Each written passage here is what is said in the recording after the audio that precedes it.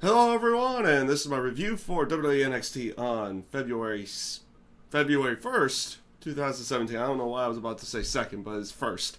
This NXT was pretty much it's like almost every other NXT after Takeover special. It's pretty much a few matches, don't really have anything going on like storyline wise. It was filmed in San Antonio right before Takeover, but we had some good stuff on there, and we'll go ahead with the we will go ahead with the matches that they have for the night, which was one Ember Moon going up against Aaliyah. They did a pretty good match here.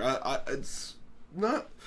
It wasn't anything spectacular, but Aaliyah's definitely showed a very good improvement in the ring, and it looks like she's going along fine. She just doesn't really have essentially a character yet, because it seems like she kind of plays whatever role she's in at that time. And like I think at the last Takeover when they used her, she was a babyface with Ember Moon and Liv Morgan, but this time she kind of works the heel because Ember Moon like the person who plays Ember Moon is from the Texas area, so she was wildly over and everything, and that's so she kind of played a little bit more of a heel in this case.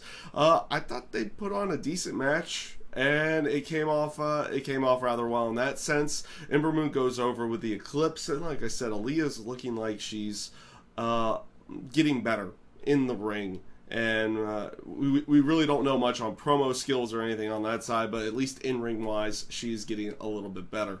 Tyler Bate.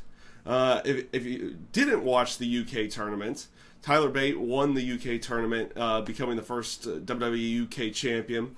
And he went up against Oni Lorcan. These two put on a good match. It was rather enjoyable. It came off.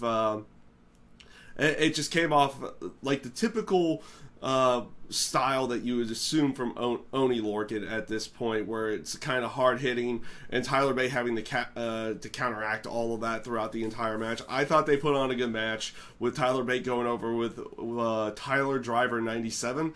It was a good match, and it was a rather enjoyable match with everything.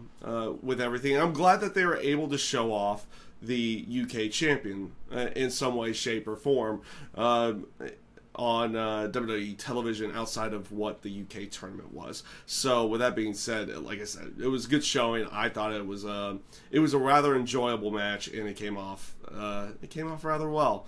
Now, like I said, the typical fare for most NXT takeovers, they go through a lot of video packages from the matches from Takeover, and they show some backstage interviews that they had put up on the YouTube channel or something in that sense beforehand. If you hadn't watched it, then you get to usually see them. You got good promos from Paul Ellering. You got promos from Bobby Roode. They even did a bit where you have where they went backstage with Shinsuke Nakamura, and sorry, I have an itch in my nose right now.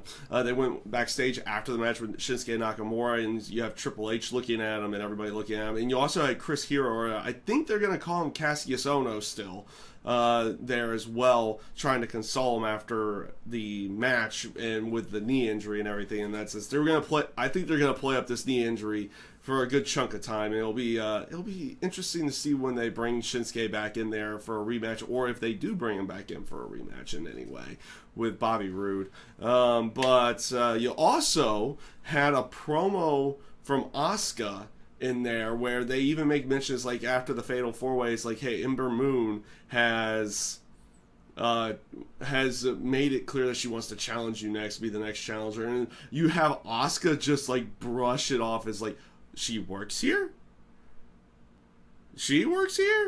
type moment. Okay. And then you got a promo later on from Ember Moon to go along with it, about what was said from Asuka during her promo. So again, some good stuff on the promo side, but again, nothing overly excitable from the show, because it doesn't really fall into canon or anything like that. This is kind of just a a show to kind of tide over after the Takeover event, so they can show off everything from Takeover to go along with it. Now, right before the last match, they went through a whole bit with Corey Graves. He had been with NXT since the beginning and everything, in that sense where he was a wrestler and then the commentator and everything. They went through his entire story about that aspect, and it's because he's going away from the NXT commentary booth, and that on the next week's show that it will be with Nigel McGuinness being on the commentary team along with Tom Phillips and Percy Watson. So they went through the entire video package. This is a great video package going over everything Corey Graves had done with NXT and everything like this. It was like well put together, and just kind of grasped everything about Corey Graves. So as they're going on the aspect of talking about everything, Elias Sampson's music hits. And I just love Corey Graves just the way Corey Graves reacts to Elias Sampson or some other of the characters to go along, or some of the other guys to go along with it. It was really good.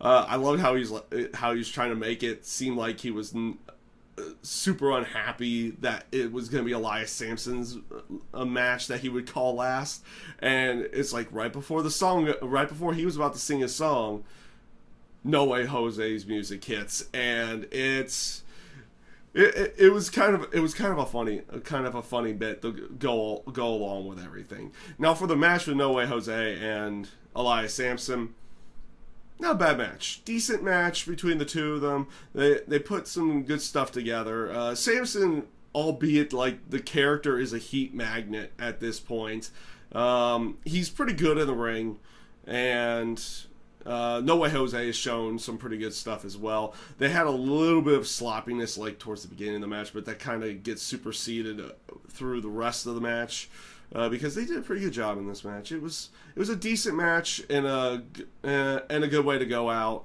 for the show for the night. And like I said, I thought that match was pretty decent. No Way Jose goes over in this case, and they send out Corey Graves at least somewhat happy that the Drifter lost in that sense.